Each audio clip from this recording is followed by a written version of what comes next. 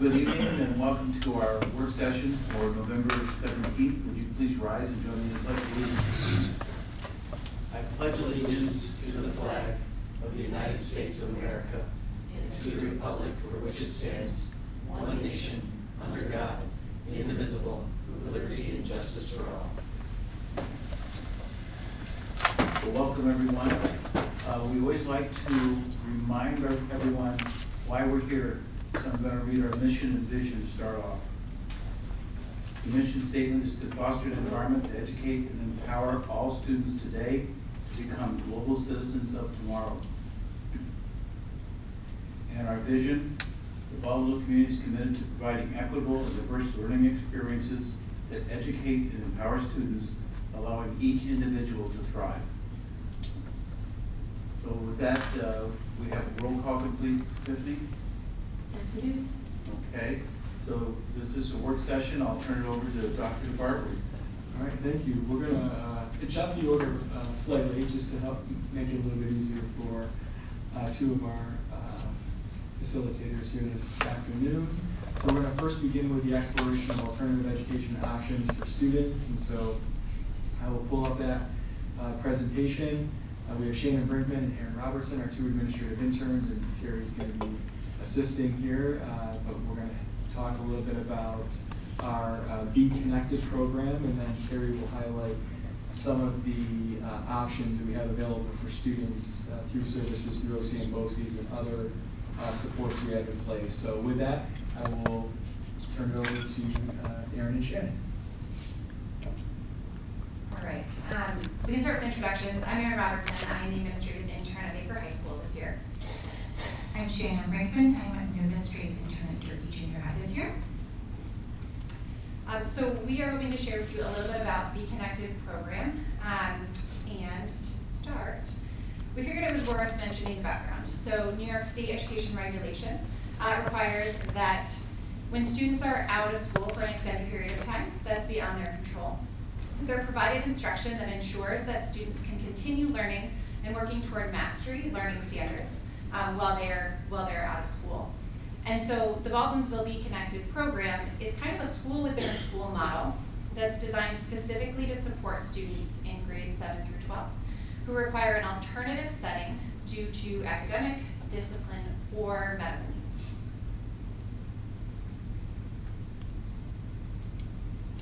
So we're going to talk about their rebrand. So Be Connected, prior to this year's inundation of it, has worked on a couple of levels. First of all, after school, either from 3 to 5 or extending hours 2 to 5.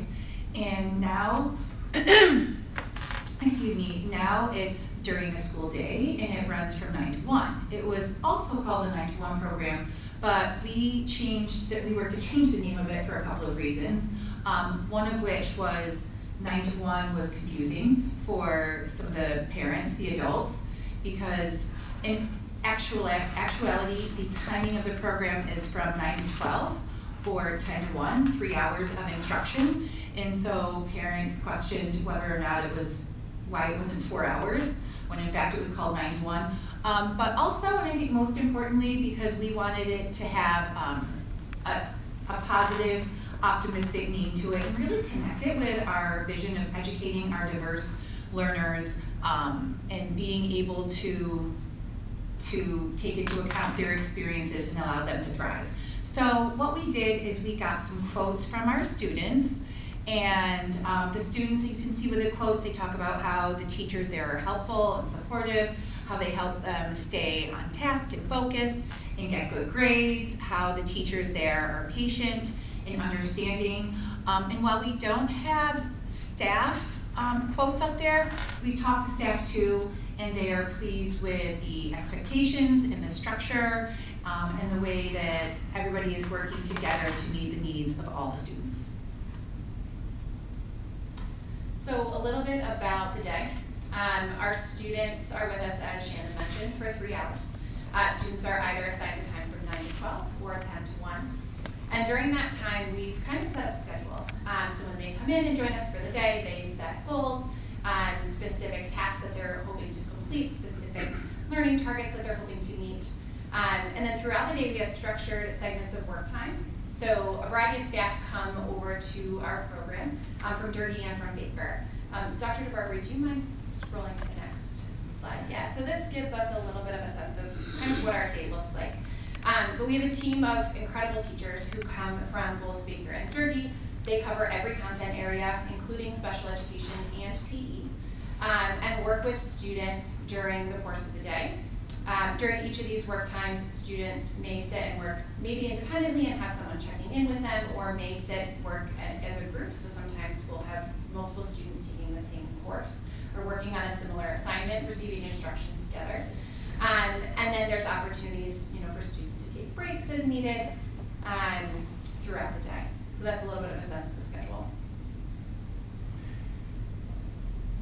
So piggybacking on the schedule, as you can see, that's structured, and so to our expectations or the procedures that we put in place for our students. And so the staff, prior to the start of the school year, we had a staff meeting where we shared the expectations with them, but also the students, we shared them with them as well.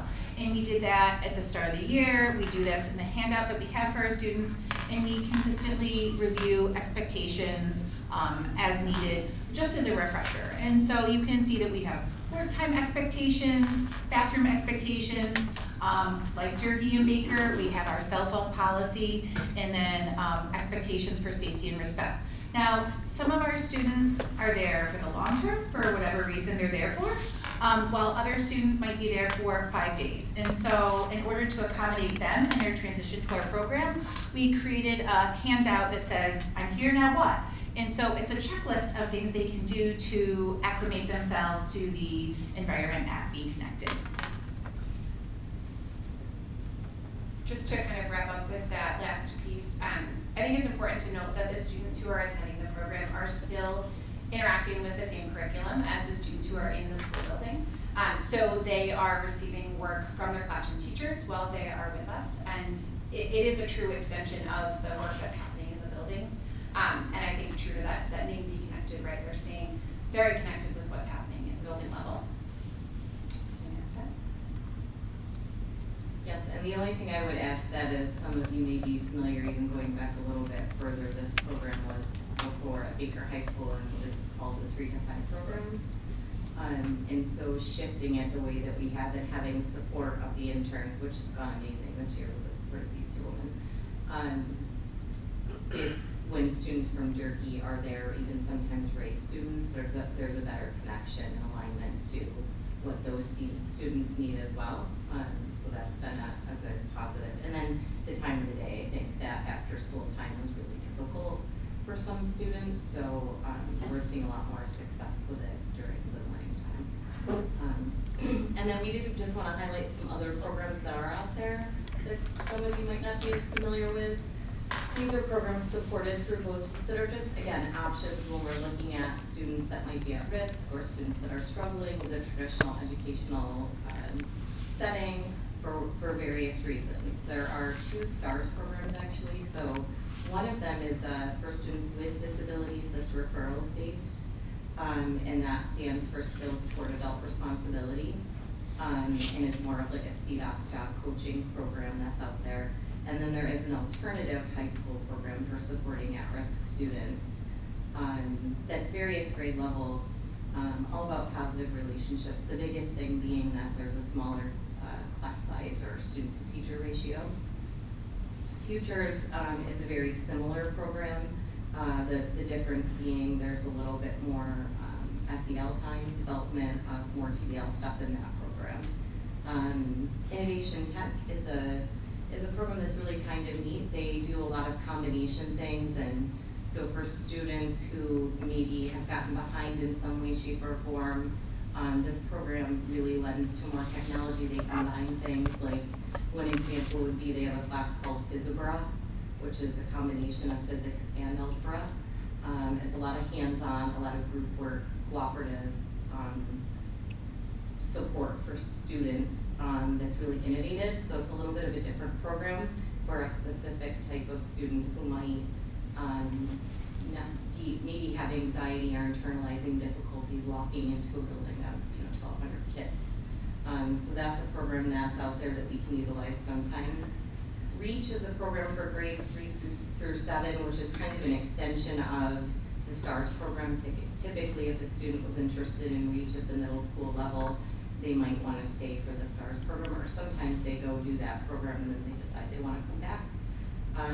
We have fewer seats for that program because, again, it's a junior high-ish type of program, so typically we don't see students looking for alternatives till they get a little bit older.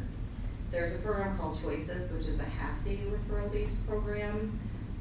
It's meant to be short-term, it's not meant to be long-term, and it's for students that are on Regents track but maybe struggling with some significant other things and might want to pursue their GED at some point. And that is, again, referral-based. There's also an alternative to homebound program which runs very similar to our Be Connected program, but it's housed through BOCES. We haven't really had to use that program since we've developed our own program here. And then you've heard a lot about the project-based learning we're doing to align with the New York State Portrait of a Graduate.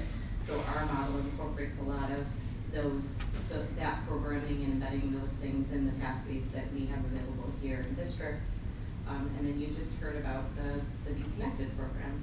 So those are really just some other alternatives that we do have available to students, and in the event they need something maybe a little bit different. If there are specific questions the board may have for any one of us related to these additional options for students. So I just wanted to know more about the flow and the detail. So every day teachers are sending assignments down to the kids? Okay, and what happens if an assignment doesn't show up? You guys call the teacher and say, where's the assignment? So we do have someone in the program who's kind of the program coordinator, and all assignments come through her. Okay. And so when work comes down, whether it's Google Classroom, which really has made this fairly seamless, because so many teachers Just log post on. everything on Google Classroom every day. So students are logging on, but it can be, if you're out of school for 5 days a week or longer, it can be daunting to log on and try and do those tasks yourself. And so having our teachers that are coming in and working one-on-one with students, kind of helping them work through those assignments. And how do you schedule the teachers? Are they certain periods that are open and they come down? So do you have science and English and math? Do you have everybody? We do, every content area covered. It's part of their daily assigned schedules that the building principals have established. So that's the big tweak from the prior I was year. gonna say, where 3 to 5, well, 3 to 5, they used to have like one teacher come in, and if they had a math question and they're a math teacher, okay, but if they had an English question, it might not work as Right. well. Okay. So because of the fact that the building principals, both Jen at Baker and TJ at Durkee, have made a point to build this into their master schedule so that we have coverage in all of the core areas. And so it is a class. It's part of, most teachers teach 5 sections. This is one of their 5 sections. So it's not just about coming and helping them do their work. If there is instruction that needs to take place because the student needs the support, the foundational knowledge in order to be successful on the assignments and the tasks, that grade level content area teacher is there to help provide that instruction. So there is that, between the program coordinator and then the teachers that are going down from both buildings, there's that connection as well to the grade level content. I'd also like to add that in addition to our program coordinator, in Google Classroom, we encourage our students to look at School Tool, and we encourage them to advocate for themselves and reach out to their teachers if there's work that's missing. Misty, you had a question? Thank you. We have heard really wonderful things about the rebrand, I guess you're calling it, but it really looks like you've changed the program from the bottom up. So it really sounds terrific. I don't think I understand completely what you're trying to achieve with this program and how a student finds their way from being a high school student to now being in this program. So, and please feel free to jump in.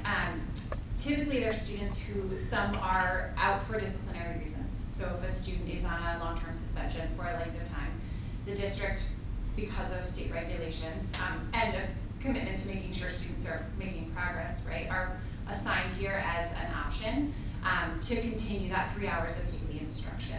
So that's kind of one need that it's meeting.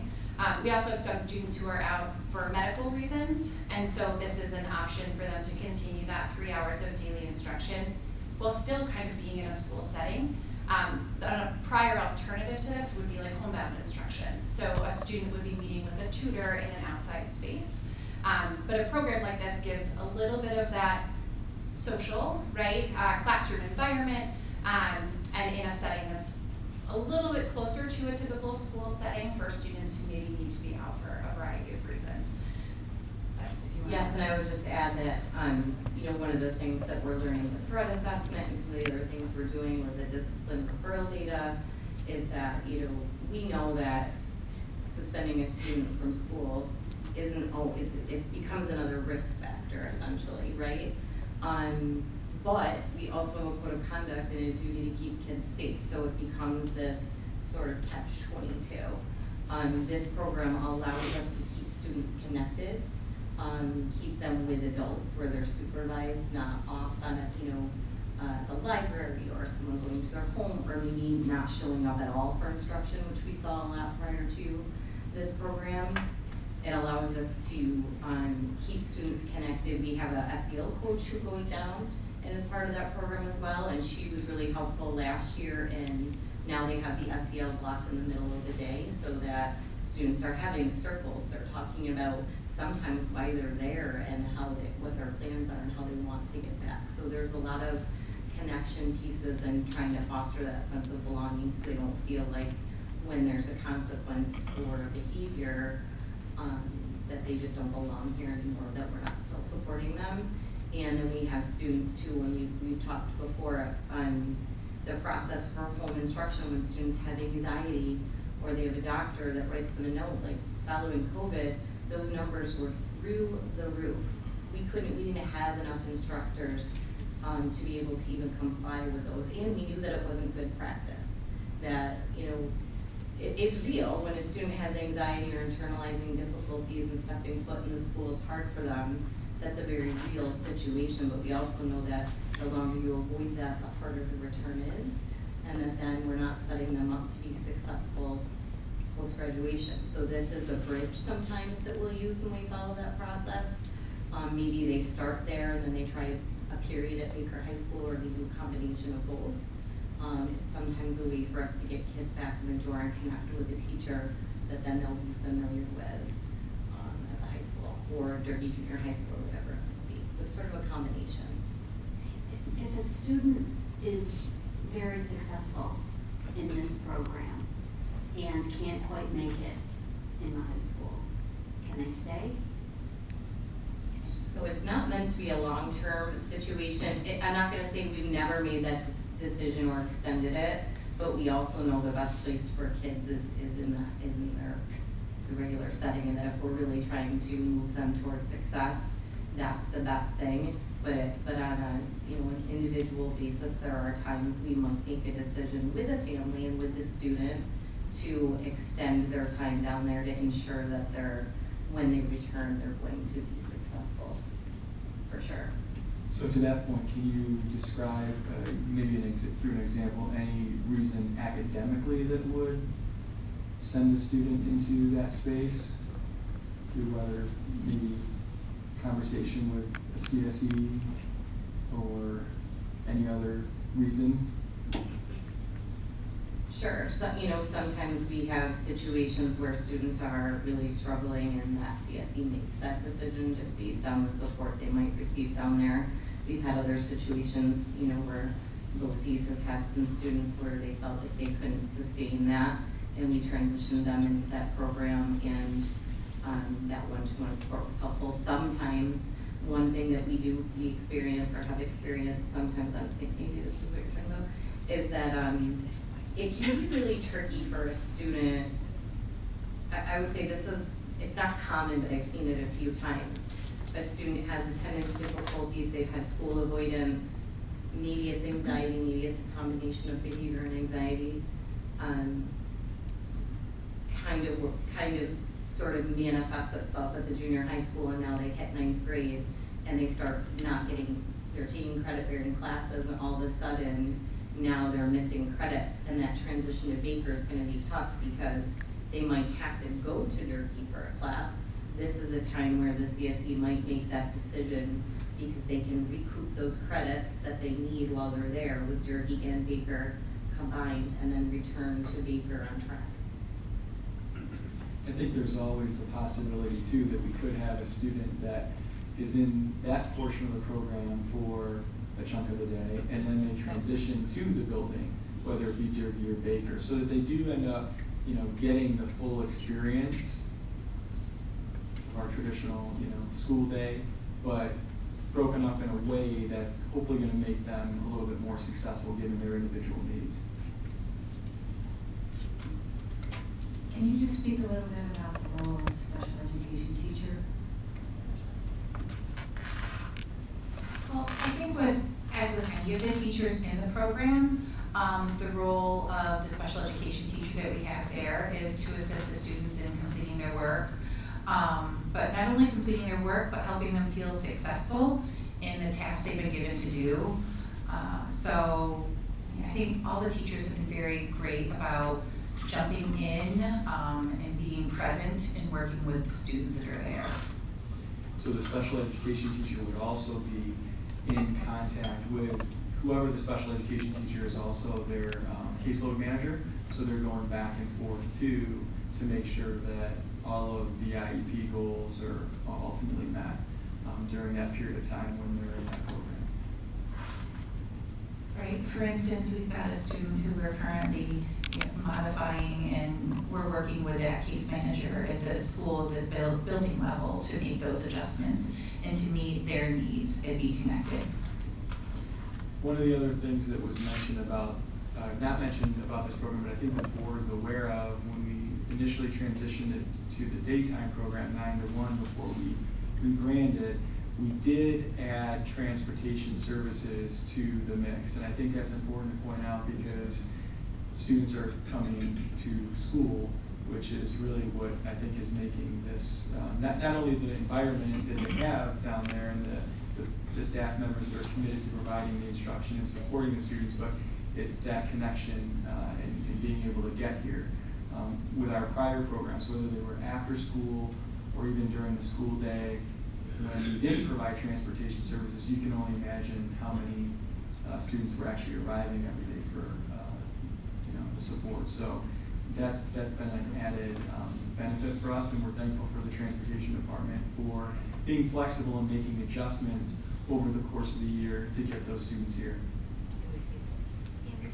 And we feed them too. That is the other piece. Thank you. Good point. When you think about the free lunches and breakfast for all students, they do get that as well there. And thank Donna Rice and Karen Allen for their support in making sure that they have the food supplies for making sure the students have a healthy meal every day. You guys, I'm sorry, go ahead. I was just saying, students do receive breakfast every morning, and hot lunch is provided from Baker High School, so the same. It may be anecdotal, but can you quantify any change? Have you seen students that you might have thought otherwise in the previous program you wouldn't have captured, you've been able to engage and retain? So attendance is definitely up.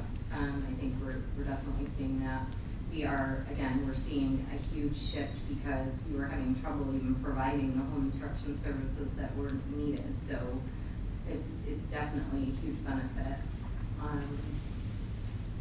I think that the data I have off the top of my head would be more qualitative as far as just the students that I know, and those quotes and the things that I see or hear from them and their ability to get back to school and be able to even just reflect. I have a lot of students that I see because oftentimes I'm sitting at the manifestation and then they're in the program and they'll come see me and they'll talk to me and they'll say, then I'll see them, we've been doing it a couple years now at Baker High School, and they'll make jokes and say, I'm not gonna see you anytime soon, I think I've seen a huge shift in that for sure.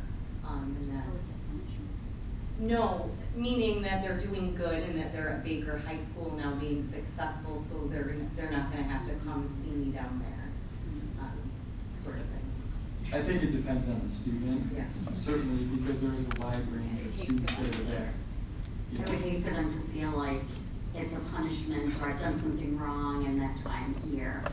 No, I don't think that's what you're trying to achieve. No, and I don't believe that's what Carrie's trying to communicate. I think there are some students that, for whatever reason, don't have those strong connections, or they haven't historically had the strong connections to school in general, and so, you know, they're speaking up and saying those things in a way of, you know, look at me, I'm doing so much better, where, you know, part of this rebranding, I think, thanks to these two, is to shift that narrative. I mean, we want students to be successful no matter which option or program or support that they take advantage of. And if there are students that this is the only way that they're gonna be successful in getting through, then that's fine, we're okay with that.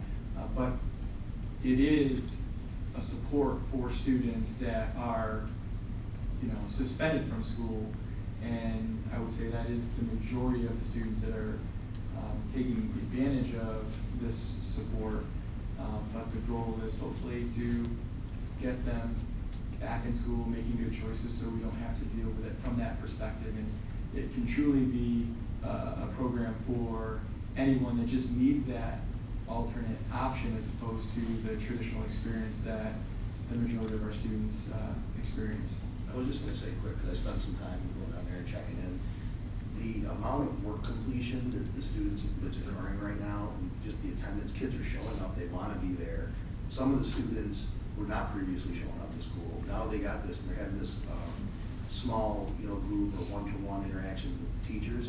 They're completing their work, they're getting, you know, their assignments completed, getting grades, that they were struggling with before. And I just think that the shift in this program over the last couple of years, from what I've seen, has just been tremendous, that kids are actually now connecting with adults that they were not previously connected with, and actually enthused about doing work that some of the students weren't previously, because now they get, I think maybe they struggled in it, but now they have that, you know, person supporting them and helping them out, and it's making a big difference. And just you can see the general tone, or I guess the change in the student of wanting to be successful academically that maybe wasn't there previously.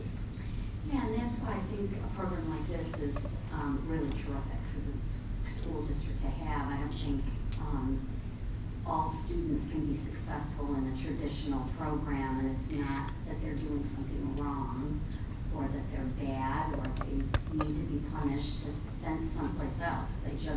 The traditional program just doesn't work for them for lots of reasons. And so I think something like this is a wonderful alternative for students. I'm trying to get a sense of how many students participate in this and how many students participate in the other programs. And if you don't know, you know, if you want to get back to us on that, I would love to know how many students are participating in these alternate programs. And are there any students who you think could benefit from an alternate program, but we don't have any more room in whatever these programs are? We can put that information in the weekly letter. Carrie can probably just talk in general terms. We definitely are prepared. Oh, you do have? Okay, perfect. Yeah. I will say, even though we have seats designated or reserved through OCM BOCES for some of these other programs, the way that we're billed, we changed this actually a couple of years ago when I served on the Student Services Committee. We're looking at it from an average perspective, a multi-year average. So, you know, if they have space available, we certainly, if we've allotted all of our seats, we can add. So we do have that flexibility, and there's also flexibility to shift within those programs. So if we have 16 seats set aside for Innovation Tech and we're only utilizing 14, we can shift one of those that we've reserved to another one of those programs, whether it be the alternative high school, STARS program, choices, etc. So there's flexibility within OCM BOCES to do that as well. So speaking for Be Connected specifically, this year we've had 31 students who pulled the data today come through the program in some capacity. And on an average day, we have between 12 and 15 students that are in the space. Is that the max you can accommodate, about 15?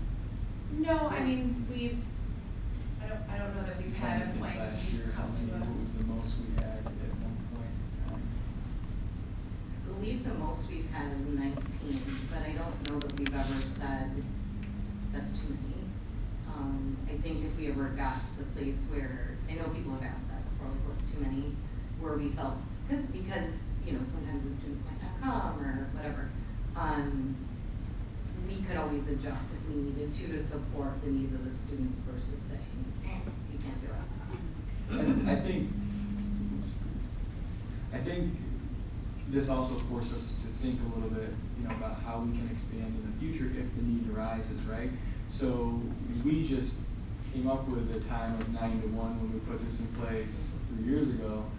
We used to say that it can't be 8 to 2. I mean, there's ways that if we have the need, we can certainly expand. I think the way that we've strategically chosen to pull teachers from the buildings to support the program, that's really what has helped make the difference with not only the connection. And so it's a lot more cost effective for us to do that as opposed to hiring individual teachers full-time for that program. So like what you see with the innovation ed programs that BOCES does, I mean, we wouldn't be able to sustain those programs as an individual district because of the cost. This is a way that I think is allowing us to manage that in the most effective way. I have a couple quick questions. Is there a reason why it changed from being 2 hours to 3 hours? And then my other question is, do we follow up with the students after they're done with the program to see how they're transitioning and see if they have any other questions and everything? So the change from 2 hours to 3 hours was a New York State education regulation change within the last 2 years. That secondary went from 2 hours to 3 hours of instruction every day. In terms of follow-up, I think what's really nice is that our staff members and us, we're in the buildings with the students. So we're regularly seeing familiar faces in the hallway. Students are seeing the same teachers that they had seen when they were at the program with us. And so that follow-up is kind of natural. Good. Yeah. Thank you. Yeah, and I think too, just to add to that, the SEL coach also somebody who's making those connections, and then we also have oftentimes the school counselor or support that they might have had in the building will come down and see them as a point of re-entry or a transition, or sometimes continuously. And sometimes as part of that process, we're making referrals to other supports too. And I think, you know, it's more of the goal is for the students while they're there to develop coping skills so that when they transition, it's not, to your point, a punishment, but more of a reflection on, look at these positive coping skills I'm using now that I wasn't able to use before. So I think that's another piece with the support staff that's there for them. I'm curious if, Megan, from the high school perspective, do you hear anything about the program in the high school, or have you talked to kids that are reintegrated or anything? This is actually my first time hearing about this. Oh, okay. Actually, but I've There's also never not much talk about it. no, and I've also never personally experienced it, so. The only other, and I don't want to put Carrie on the spot because she might know this better than me or Dave. Approximately what percentage of students would you say might be in the program currently? And I know ebbs and flows for discipline. What percentage might be there for either the medical or the academic?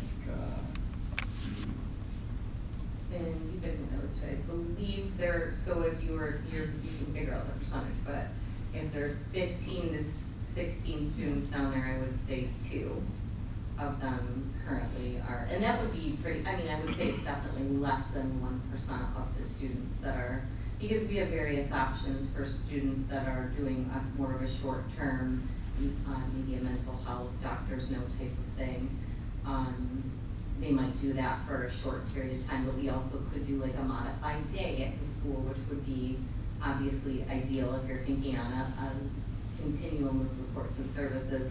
We might try a modified day, we might do a short term 9 to 1 return, or, you know, On the other end of that, we could do home instruction for 30 days, maybe while they're getting set up with mental health services or starting a new medication or getting some sort of treatment.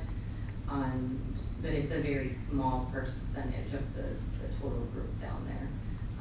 We've had some other situations that were more long-term, like maybe a student came out of residential and they were getting really intensive outpatient treatment, and this was a way for them to get their education at the same time and then slowly transition that back. So we've had, various situations that we can use this creatively to support students.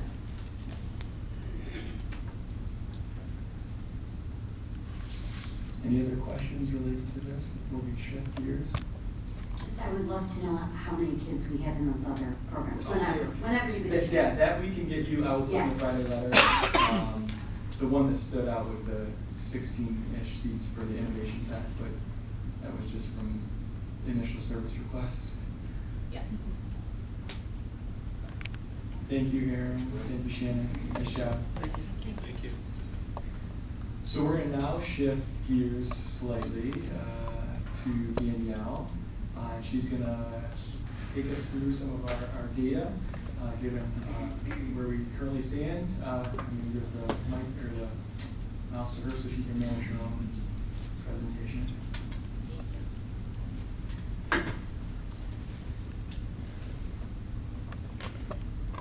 Thanks, everybody. Good evening.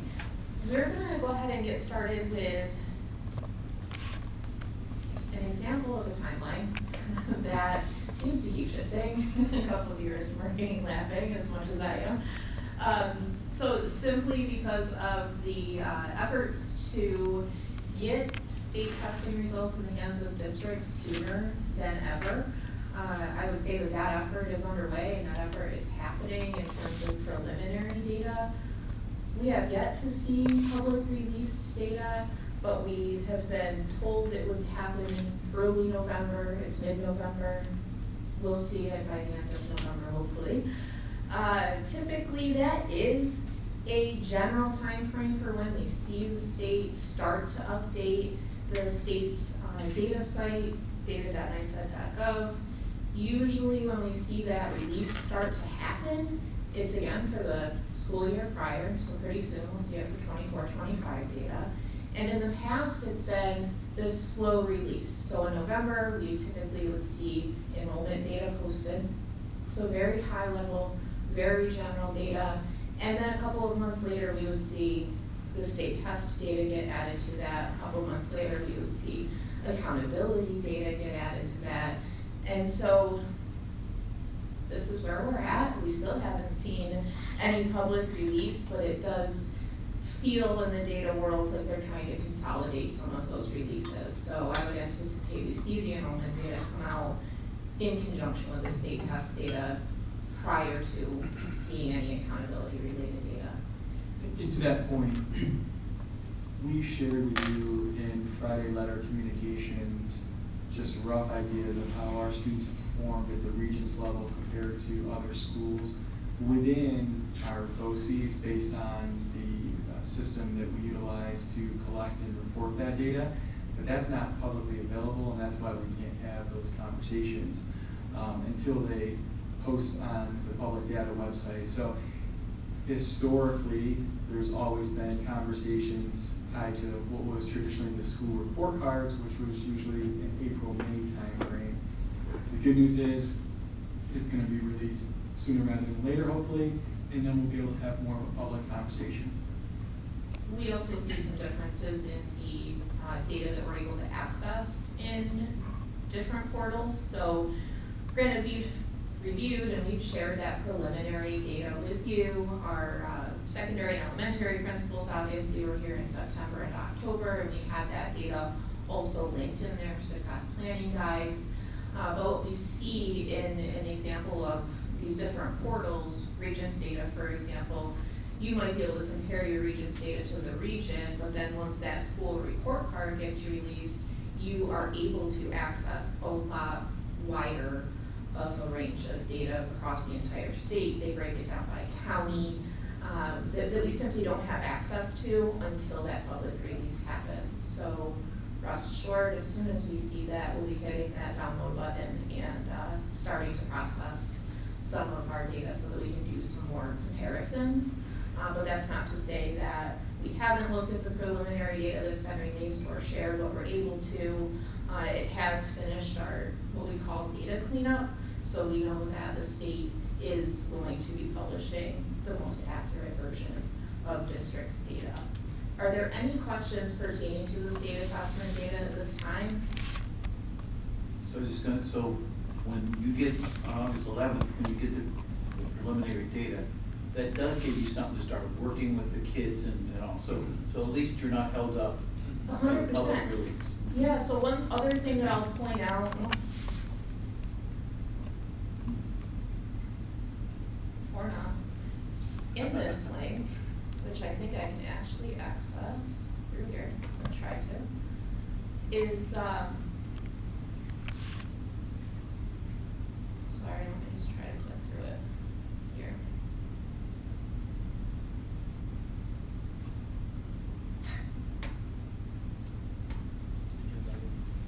Yeah, it's because we're signing in two different spots.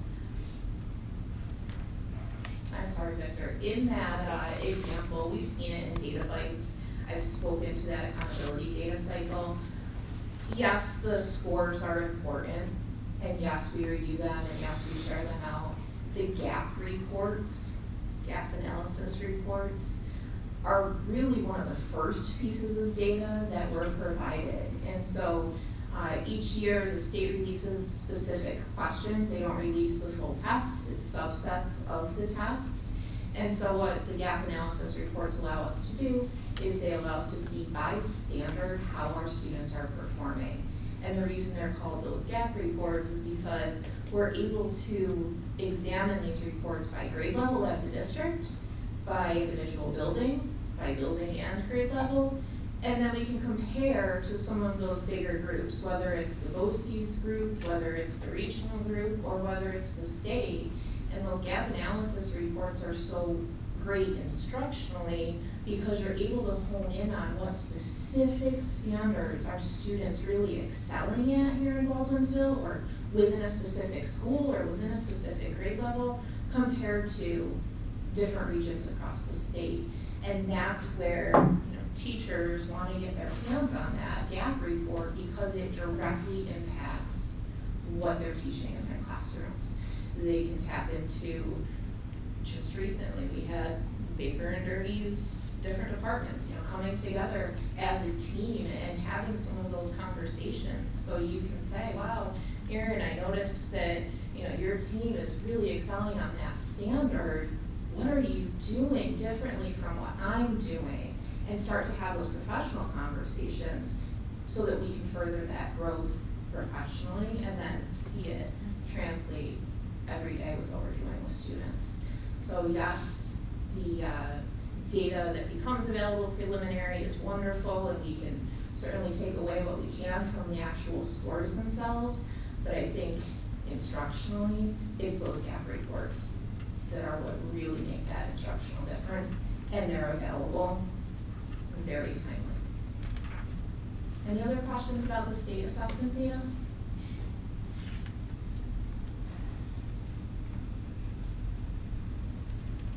If there's no other questions about that, I will transition to that success planning guide. Just to speak briefly, I know that typically in the springtime, I put together a presentation based on all of those different strategic plan areas.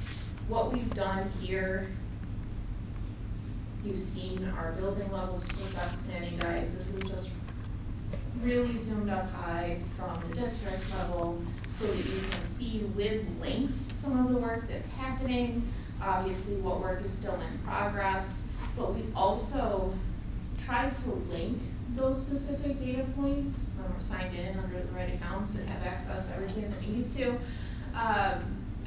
that we refer to throughout the year. So whether it's being shared in a Friday letter with you, whether it's posted on our district's data site, having that measurable data linked right into the success planning guide, we have also found helpful.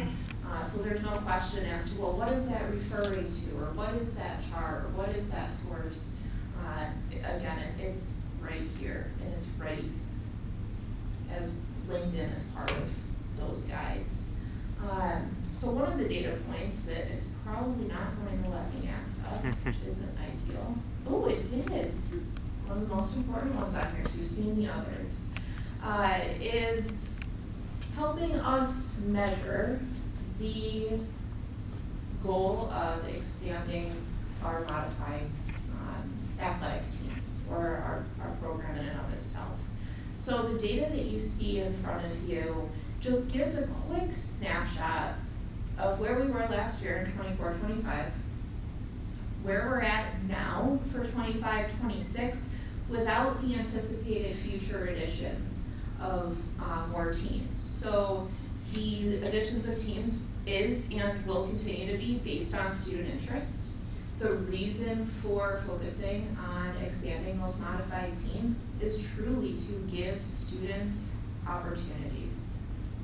So if we see a large number of students trying out for a modified team, not cutting them at that level, and working to do everything that we can within our power to allow those students the opportunity to play. They might have never had that opportunity to participate on a team. They might find this love and this passion and this knack for a sport that now they have the opportunity to. So there's many reasons why we've shifted in this direction and continue to plan to do so. It wasn't for the fall season, but you see in those 25-26 numbers some additions that we've made in basketball and volleyball for the winter season, and we'll see where the spring takes us, but we do see some potential additions when it comes to flag football, baseball, softball, and lacrosse. So that 93 number of teams, we anticipate increasing as we see what student interest looks like. And then obviously that has an impact on staffing and the number of coaches that we have. So we anticipate that number of 136 coaches also increasing by the end of the school year. When we start to plan ahead for 26-27, those numbers will obviously be based on what we end up adding for our spring sports this year. But we also anticipate adding some additional soccer and field hockey teams come 26-27. So the numbers that we'll actually end up with will be higher than those numbers that I think you're able to see right now. And then the other piece of data that we've taken a look at as part of this project, these numbers are all based on 24-25 school year participation because it gave a full year's worth of data to look at. We do post our number of athletes on our district's report card as part of our activity involvement data. So whenever we look at data, we're like, what's surprising, right? What do I wonder? And sometimes it's a quick, like, conversation in the hall, guess what I just saw, guess what I just noticed, and then you think about it and you want to dive into it more. So one thing that I found interesting, because I didn't expect it, to be quite honest, I didn't expect to see more girls teams than boys teams. So then you start to dig into it deeper, and you start to think about the number of coaches. And then you start to dig into it deeper, and even though there's less girls who participate than boys, well, what might cause that? Why might that be? We have some pretty large teams, like if you think of football, they roster a lot of kids. So it's interesting to see that we do have more girls teams. Granted, there are less girls who participate on them. So this was some of the data that, gets factored in or gets analyzed as we start to make some of those decisions and have those conversations about how we might be able to expand our programs. If you could just slide back up for a second. I think what's also important to point out here is the fact that when you look at our district population as a whole, so proportionally speaking, look at the percentage of females that we have in the district, 47.45%. Look at the percentage of girls that are participating in athletics, 47.61%. So it aligns. Same thing with our boys population. So from that point, I think it's showing that we're balanced in the approach coach, even though those numbers with the numbers of teams doesn't necessarily align. So we're doing what we can to make sure that both groups of students in those categories have experiences. Does this, Sorry. No, go ahead. does this include marching band, parade band? This day is only athletics, but it doesn't mean that it doesn't start to make us ask more questions and wanna look at some of those things too. The dashboard that's on our website, the one that Danielle manages, the district dashboard, which we'll pull up in a second, that does have the marching band and the fine arts tied to that program, or tied to that data source. So we can differentiate within that if we so choose. Just a quick question, do we know, Joe, what kind of ballpark, maybe extra stipend we're looking at for the extra coaching? So roughly anywhere between $5,000 and $7,000, because most of these teams are the modified level. So that's the rate for those seasons. So when you really think about it, $5,000, use that as an easy number to remember, for another 15 students to get an experience over the course of a 2-month period. To me, that's very, very minimal cost for the experience, yeah. So when you had the number of athletes up there, so if a girl does soccer and lacrosse, are you counting her twice or once? And these numbers are counted in each, but when we look at some of that data, and we're looking at it just differently in terms of unique students participating, sometimes we'll run it that way as well. It really depends on what it is that we're trying to look for.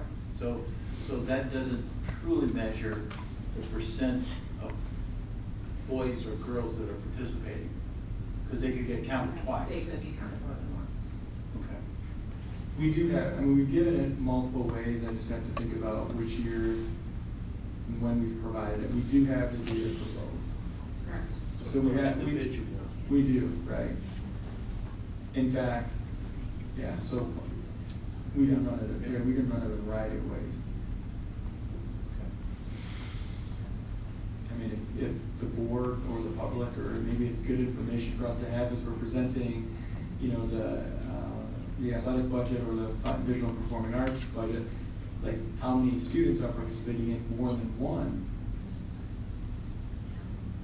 You name it too, that could be another. Interesting. Other questions about the athletic side? Just wanted to point out, we keep speaking to the district's report card. This is updated for the 25-26 school year right on our website, eagle.org/report card. We have the different areas of the report card listed in the table of contents. As always, one shift this year that we've made, I'll show you in just a second, but we've shifted from just showing our benchmark assessments, being STAR, to include our New York State assessment data there. And we've shifted to looking at skills for academic success when it comes to our finance data, honing in on specific things like self-management, self-awareness, responsible decision-making, and so forth. Those areas are also going to be reported out on our elementary report cards now that we've moved to this trimester model and done a refresh on our elementary report cards. Hopefully it provides some consistency in terms of reporting out. And then we've always included those core scores, attendance, and discipline. So I won't go over each of those areas, but I will point out that activity data is posted here on that site. So any of these boxes, you can scroll and you can review the full list for any of those categories. So we've got 106 kids listed under marching band. We've seen a big jump in this student leadership category this year. So obviously every year these different groups shift a little bit depending on A, interest in advisors, and B, student interest. And so I wanted to point out that that was a shift. And then also another hugely successful program with the help of Shannon and Aaron this year was our Building Upon Success Summer Enrichment Program, where we housed almost 700 kids for 2 weeks, and personally speaking, it was a blast to be there every day. So you're under student leadership, that 402 number under the junior, Baker junior class looks a little out of proportion to Yep. everything else. Absolutely, good point. Yeah, Renee, pop quiz, I'm sorry, I have this vague memory from some number of months ago about that number, and isn't this due to like some program that we started a few years ago, that we participated in a few years ago? And are there a number of students now kind of like coming online for this? Yeah, in you some talked about way? the seal of. That's the seal of civic readiness, yeah. Yes, you talked about the That's- seal of civic readiness? Yeah. Yeah. The other piece that I wanted to point out really quickly, this is one of those pages that has changed a little bit from just showing STAR assessment data to showing state assessment data. There's a lot of ways that you can look at STAR benchmark data. This is based on students who are scoring at the 40th percentile rank as that at or above grade level. In STAR, you can shift what you're looking at for the percentile rank, and if you are shifting it for ELA, that at or above grade level percentile rank moves from the 40th percentile up closer to the 60th. So if I were to show the data in that way, you would see those green bars, blue bars, yellow and red align more closely with that state assessment data. So it's meant to be a predictor when you have your data turned on in that way, I guess, for lack of a better description. But what I've done is I've added those filters like we see on the other pages. I've added the subject filter, so it's not just reading and math all on one chart together. You can change the filter and you can look at your math data specifically. You can look at a specific assessment. And I've also added these building and grade level filters because we've been presenting it from the district level in the past on the report card, but we wanted to hone in a little bit more specifically, especially because we're including that state assessment data for specific buildings and or specific grade levels. This page 7 is where we'll house those skills for academic success. Our BIMIS benchmark window doesn't close until December 1st. So as soon as that closes, we will have that posted. But one of the last things that I wanted to mention in terms of our district dashboard, the conversation about the alternative education programs was interesting, and I almost pressed that button, but I was like, just wait, because we're gonna talk about it. Whenever I post this report quarterly, we do have archived data that we house down below that can be accessed for a specific quarter. But I go through and I do some of that comparison in advance of presenting to you. So last year's quarter 1, the average score for all of our coursework, grades 7 through 12, was an 89.1. But when you go back to the previous year, which would have been the 23-24 school year, it was in the 87% range. There's a lot of great things that we do, right? We have a strategic plan that's tying our focus together. We've changed our special education supports. We've changed our alternative programming. But it would be hard not to hypothesize and say we have fewer students who are failing their courses now compared to we did 2 years ago, given the presentation I think that we just heard on the alternate instructional programs as well. You know, students aren't at school or connected to school or connected to teachers and doing that work. It's going to impact their grades, and it would obviously be shown here. So when I looked at that data from year to year, I was like, you're doing really great, and then I heard it in context of that alternative instruction conversation, and it started to connect some dots that I'm a little bit more curious about, I think, than I might have been prior to that presentation. So I did want to point that out, but in having fewer students not passing, we obviously have more students passing. We also have more students hitting that mastery level compared to what we've seen before. I think I just skipped over attendance. Our attendance numbers are looking very similar, I would say, to what we've seen in quarter 1 in the past. This 95% is a tad bit higher. Last year, quarter 1, it was 94%. So usually we see that pretty close to 93, 94, 95%. And then we have seen some improvements compared to quarter one last year with the number of students who are at risk of becoming chronically absent over the course of the school year, which is also obviously welcomed data to be seeing. And then lastly, detailing out those disciplinary offenses, we've seen a drop in the number of referrals for those electronic device violations compared to quarter one of last year. Again, trying to hypothesize, we always ask questions, why might that be? It's been in place now for a year, right? We're in year 2 of it. Students are somewhat more familiar with what to expect, but we did see that change there as well. So that's where, as you know, much of that data is housed, and at the end of each school year, we try to capture it all by collapsing it down and keeping it available in an archive. In addition to that, we have that equity audit data that we've seen some great improvements over time with as well. Again, sometimes you're making that shift of just a few students, and then just a few students the next year, and just a few more students the year after. But we've definitely seen more equitable access when it comes to our activities, our athletics, our various programs that we offer district-wide. Any questions that I can answer? I think your data is great. I'm just impressed. We've come a long way in a few years in terms of knowing what we're doing. It did appear we haven't talked about absenteeism for a while. And that looked, you had a percent, so how many days are we measuring there? 45. Oh, 45 days?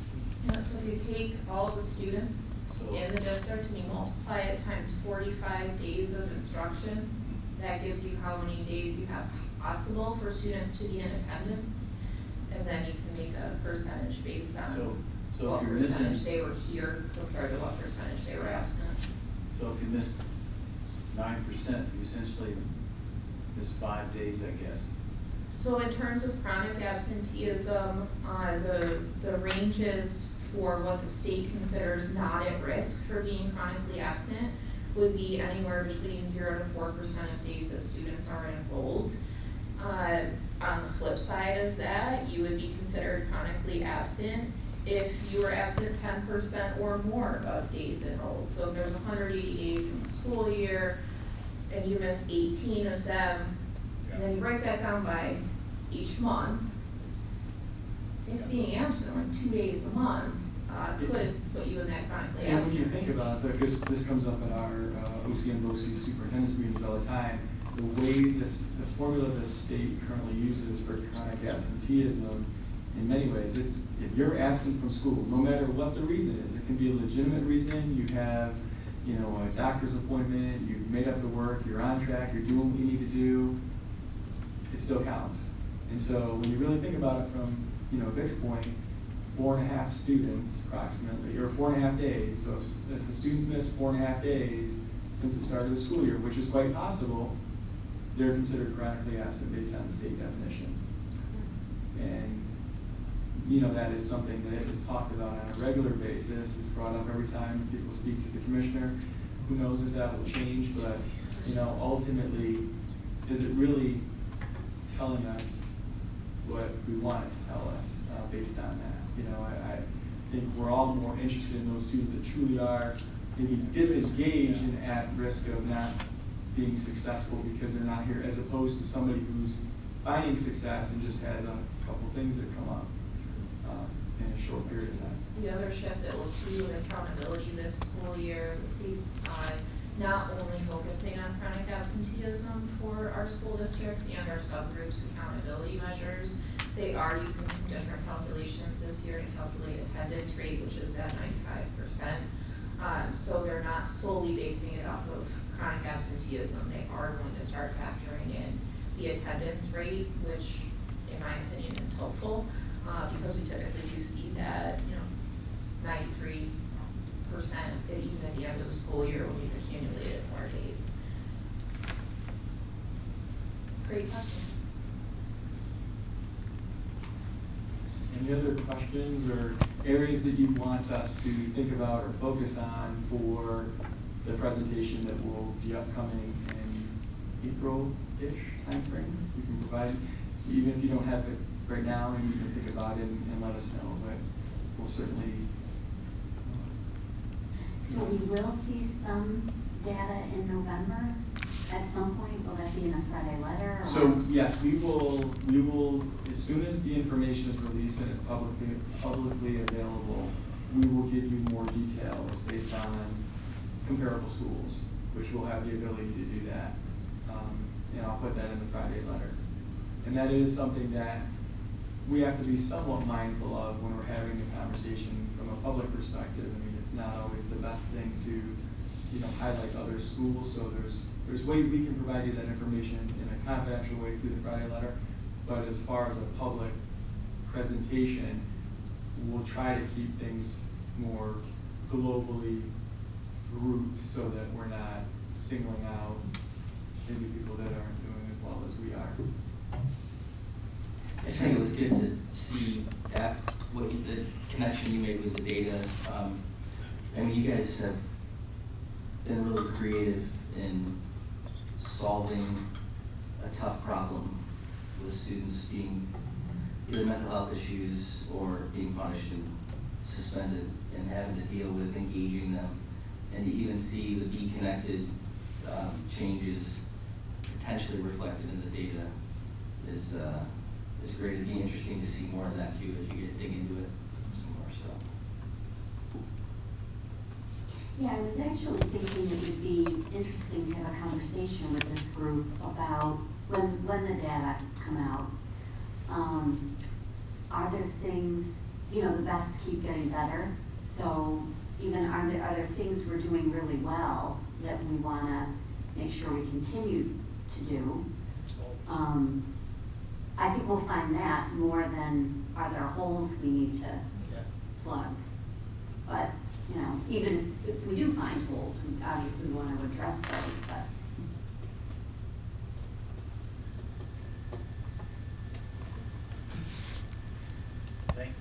Thank you. It's great, good presentations. We appreciate all you're doing for the kids. Thank you. So we're going to shift to the last item that we added here. This is really just a reminder for those that are available on Wednesday between the hours of 10 and 8 p.m. OCM BOCES will be hosting a capital project vote. This is the first time in over 30 years OCM BOCES has put forward a project in the $30 million range to enhance the programs and the buildings that they have going on in their buildings, which our students benefit from. So they certainly could enhance some of the classrooms that they have. When you think about trying to make sure that we're state of the art and we're doing everything we can to stay, relevant to the fields that are out there. When you think about Micron and all the job embedded CT programs, this is really important for folks. So the impact on our taxpayers in Baldwinsville isn't necessarily that significant.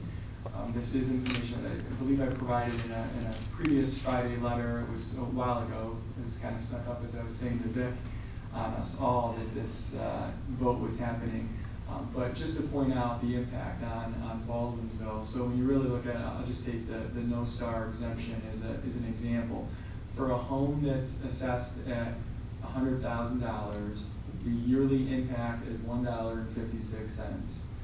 So when you really think about that, even $200,000 home, $300,000 home, I mean, you're talking about a cup of coffee a year for the next several years that will allow BOCES to do these enhancements. And how we see it is, we have an administrative charge on our annual budget every year. So it's not, indirectly, we have some flexibility within that to even lessen the impact on taxpayers just by making other reductions in our budget if we so choose, because we're going to be billed yearly through our BOCES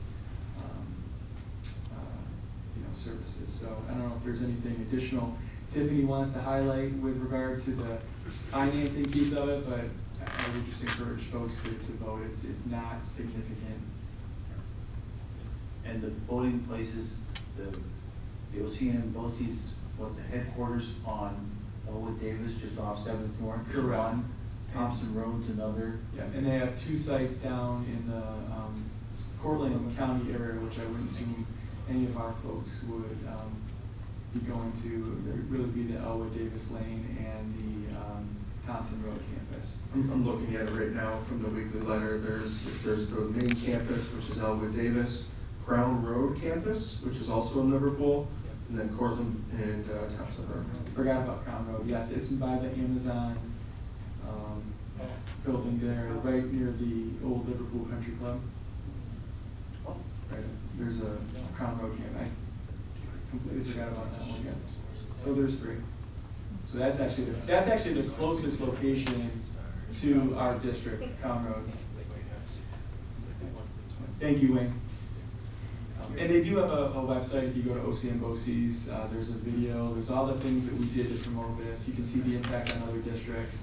Like I said, our share is approximately $70,000 a year for all of our taxpayers, which again we can cover as part of our BOCES allocated funds. Well, thank you. So I think that's all the business for this evening. Tom, stay on just a little bit because we do want to talk about our next meeting briefly. But we will adjourn. Thank you, everybody, for your presentations. We appreciate it, all you do. And our work session will now stand as adjourned. Thank you. So recording off.